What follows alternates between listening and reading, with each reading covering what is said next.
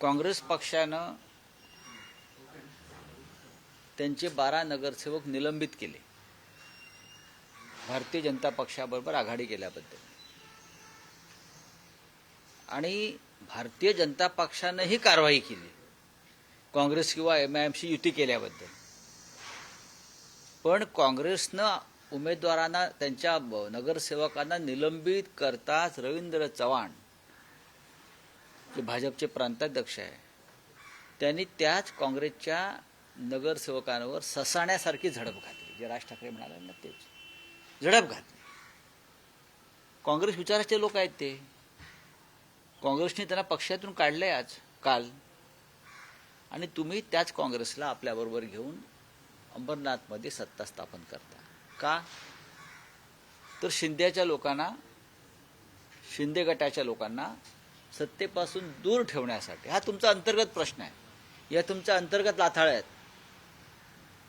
पण तुम्ही काँग्रेसबरोबर एक प्रकारे ही युती आणि आघाडी केलेलीच आहे. MIMचे लोक सुद्धा बरोबर घेऊन अकोटला सत्ता स्थापन करतायत. त्यांना, त्यांच्यावर कारवाई होते MIMच्या लोकांवर, आणि त्यांना बरोबर घेऊन MIMला सुद्धा अकोटला बरोबर घेऊन ते सत्ता स्थापन करतायत. मी म्हटलं ना, हे एक नंबरचे बनचुके आणि ढोंगी लोक आहेत. महाराष्ट्रामध्ये त्यांनी वैचारिक विष पेरण्याचा प्रयत्न केला, राज्य गढूळ केलं. लोकांसांगे ब्रह्मज्ञान, स्वतः कोरडे पाषाण, हे जे संतांनी म्हटलं आहे ते भारतीय जनता पक्षाच्या बाबतीत तंतोतंत लागू पडत आहे. जे वारंवार आम्ही म्हणतोय की काँग्रेस नसेल तर भाजपा नाही, शिवसेना नसेल तर भाजपा नाही.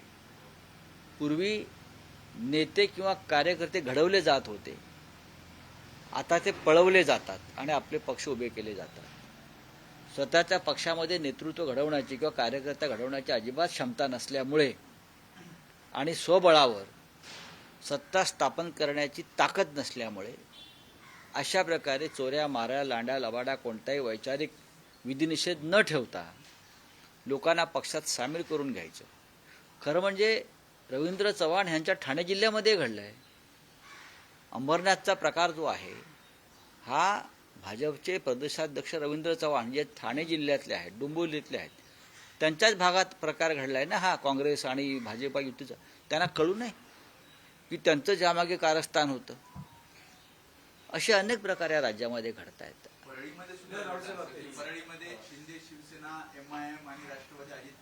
मग आता आम्ही नवाब मलिक यांच्या मांडीला मांडीला बसणार नाही वगैरे असे ते सांगत होते.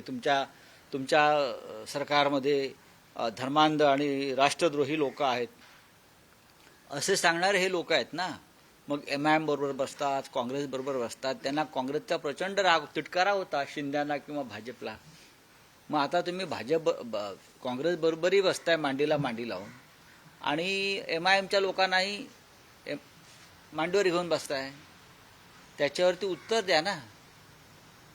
तुम्हाला आमचा त्रास यासाठी झाला की आमच्या सरकारमध्ये नवाब मलिक आहेत, आम्ही हिंदुत्व सोडलं, आम्ही अमुक केलं, आम्ही काँग्रेसबरोबर बसणार नाही. बरं का, हे कोण म्हणत होतं? मेंदे म्हणत होते. आम्हाला काँग्रेसचा विषयी प्रचंड घृणा आहे. मग आता काय? तुमचा मित्रपक्ष काँग्रेसबरोबर आहे, तुम्ही बीडमध्ये काँग्रेसबरोबर अलायन्स करताय, MIM बरोबर अलायन्स करताय. कशाला लोकांना फसवताय? महाराष्ट्रात सत्ता स्थापनेसाठी जे काही पॅटर्न अस्तित्वात येतात, सर्वच राजकीय पक्षांनी वैचारिक विचारसरणी बाजूला ठेवून वैचारिक सुनता केली आहे. त्याला वैचारिक सुनता करणं म्हणतात. वैचारिक सुनता करणं. आम्ही राज ठाकरे यांच्याबरोबर आहोत.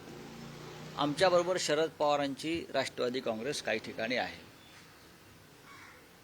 पण साधारण काँग्रेस पक्षाबरोबर जेव्हा आम्ही महाराष्ट्रात सरकार स्थापन केलं आणि त्या सरकारमध्ये खरं तर एकनाथ शिंदे आणि त्यांच्याबरोबरची जी टोळी फुटली तेही सामील होते. तेही सत्तेचे भोग घेतच होते ना, आणि बराच काळ घेतला त्याने. त्यातूनच ते 50-50 खोके वाटण्याची ताकद निर्माण झाली. म्हणजे 2000 कोटी रुपये त्यांनी वाटले आमदारांना. तेव्हा त्यांना काँग्रेस नको. त्यांनी पहिल्या दिवशी काँग्रेसचं सरकारमध्ये बसणार नाही ही भूमिका का घेतली नाही? 2.5 वर्ष सरकारमध्ये बसल्यावर तुम्हाला ही उपरती झाली. साहेब, एक काल वेगळा प्रकार महाराष्ट्राच्या राजकारणात बघायला मिळाला. तुमची आणि एकनाथ शिंदेची पहिल्यांदा भेट झाली. ही अनपेक्षित भेट होती की तुम्ही ठरवून त्यांना भेटायला? कसं काय ठरवून कोणाला भेटेल?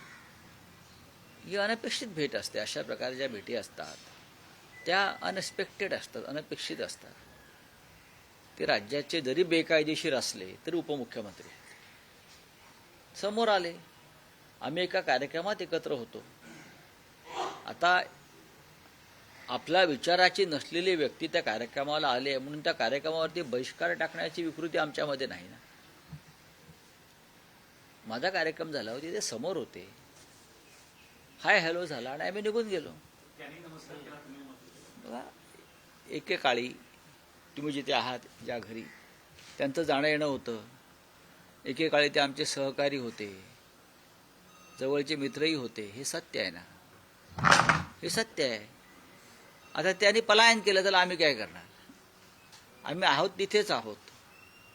असं आहे की जे नीतिमान आणि निष्ठावान असतात त्यांच्यासमोर जे पळून जातात त्यांच्या नजरेला नजर ते भिडवू शकत नाहीत. हे मी शिंद्यांच्या बाबतीत म्हणत नाहीत, हे सगळ्यांच्याच बाबतीत असेल. आता अजित पवार शरद पवार एकत्र आहेत, पण सुरुवातीच्या काळात अजित पवार सुद्धा शरद पवारांच्या डोळ्याला डोळा भिडवत नव्हते. हे आपण चित्र पाहिलं असेल. पण हे सर्वत्र आहे. अवघ्या काही सेकंदासाठी हा प्रसंग घडला. त्यावेळेस शिंदेच्या जेव्हा तुम्ही समोर आलात, काय एकूण तिथे चित्र होतं किंवा तुम्हाला काय वाटलं? मला काही नाही वाटलं. मला काय वाटणार? आणि कशा करता वाटावं? त्यातून काय महाराष्ट्राला त्यातून काय मिळणार आहे? काहीच नाही. ते ढोंगी भाजपबरोबर सत्तेमध्ये आहेत. त्यांना भाजपा ब्लॅकमेल करताय. अमित शहा त्यांच्या पक्षाचे नेते आहेत आणि आमच्या दृष्टीनं अमित शहा महाराष्ट्राचे शत्रू आहेत, महाराष्ट्राचे दुश्मन आहे. म्हणून ते 2 ठाकरे बंधू एकत्र येऊन महाराष्ट्राच्या दुश्मनाविरुद्ध लढतायत. भाजपमधल्या बंडखोरांची हकालपट्टी किंवा त्यांच्यावर निलंबनाची कारवाई झाली, पण ठाकरेंचे अजून अनेक बंडखोर अपक्ष रिंगणात आहेत. दोन्ही कारवाईबद्दल दोन्ही बाजूनी काही ठिकाणी अपक्ष किंवा बंडखोर रिंगणात दोन्ही बाजूने आहेत. असं नाही, दोन्ही बाजूने आहेत. आम्ही दोन्ही बाजूने आहे. त्याच्यावरती आता काल आम्ही रात्री चर्चा केलेली आहे. बघू आता.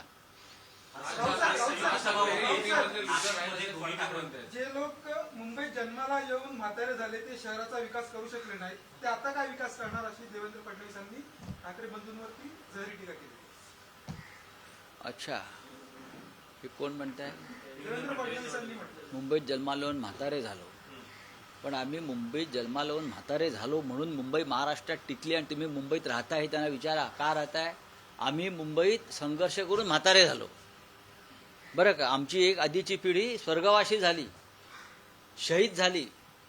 म्हणून तुम्हाला या मुंबईमध्ये बसून महाराष्ट्रावर राज्य करता येते मिस्टर फडणवीस. आता तुम्ही तरुण आहात, अजून नागपूरचा काय विकास केला? लोक तुम्हाला दारातून हाकलून देतात, मी बघितलं काल. पण ते असं म्हणतात की मी सर्टिफाईड नागपूरकर आहे. मग चांगली गोष्ट आहे. नागपूर हे महाराष्ट्राची उपराजधानी आहे. तुम्ही सर्टिफाईड नागपूरकर आहात, आम्ही सुद्धा डबल सर्टिफाईड मुंबईकर आहोत. बरं का, आणि मुंबई ही लढून मिळवली आहे आम्ही फडणवीस. आम्हाला अशी आकाशातून जमिनीतून बटाटे येतात तशी आम्हाला बटाटे मिळालेले नाही आहेत. भुईमुगाच्या शेंगा येतात. ही मुंबई लढून मिळवली. आणि जेव्हा आम्ही लढत होतो तेव्हा फडणवीस यांचा जन्म झालेला नव्हता. हां, डायलॉग मारायला काय झालं? गब्बर सारखे गब्बर मरून गेला. डायलॉग अमर आहेत त्याचे. संयुक्त पत्रकार परिषद, संयुक्त युती, संयुक्त मुलाखत आणि आज पहिली संयुक्त प्रचाराची ठाकरे बंधूंची सभा नाशिकात होती. हो, आज महत्त्वाची सभा आहे नाशिकमध्ये. उद्धवजी आणि राजसाहेब हे आज नाशिकला जातील आणि पहिली सभा आहे. काल राजसाहेब ठाण्यात होते, कल्याण डोंबिवलीत होते. आता उद्धवसाहेब उद्या संभाजीनगरला जातील. ठाण्यात सभा होईल. मुंबईत 11 तारखेला सभा आहे. अशा तऱ्हेने संयुक्त सभा आणि संयुक्त प्रचार रॅली सुरू आहे. राज ठाकरे युतीमध्ये लुजर आहेत असे फडणवीस म्हटले. काय राज ठाकरे हे युतीमध्ये लुजर आहेत असे फडणवीस म्हटले. आता पाहू ना कोण लुजर आहे आणि कोण विनर आहे ते तुम्ही कशाला सांगायला पाहिजे. या मुंबईची जनता ठरवेल ना. आणि मुंबईची जनता ही कायम ठाकरेंच्याच मागे उभी राहिली आहे हे देवेंद्र फडणवीस यांनाही चांगलं माहिती आहे. ठाकऱ्यांशिवाय मुंबई म्हणजे महाराष्ट्र दुबळा आणि पांगळा एवढंच लक्षात घ्या. सर 103 कोटींच्या सेंट्रल बँक घोटाळ्या प्रकरणात आता मोहित कंबोज नाही मला माहित नाही, माझ्याकडे माहिती नाही. चला हिंदी में क्या है आपका, बोलिए. देखिए देवेंद्र जी की टिप्पणी से ठाकरे बंधुओं के अलायंस पर कोई परिणाम नहीं होगा. ये इतना मजबूत जोड़ और अलायंस है कि मुंबई के साथ पूरे महाराष्ट्र में उसका असर पड़ रहा है. तो ये डर है देवेंद्र जी के मन में. ठाकरे बंधु एक साथ आने से उनकी कुर्सी भी हिल जाएगी. अब देखो क्या होता है. चलो थैंक यू.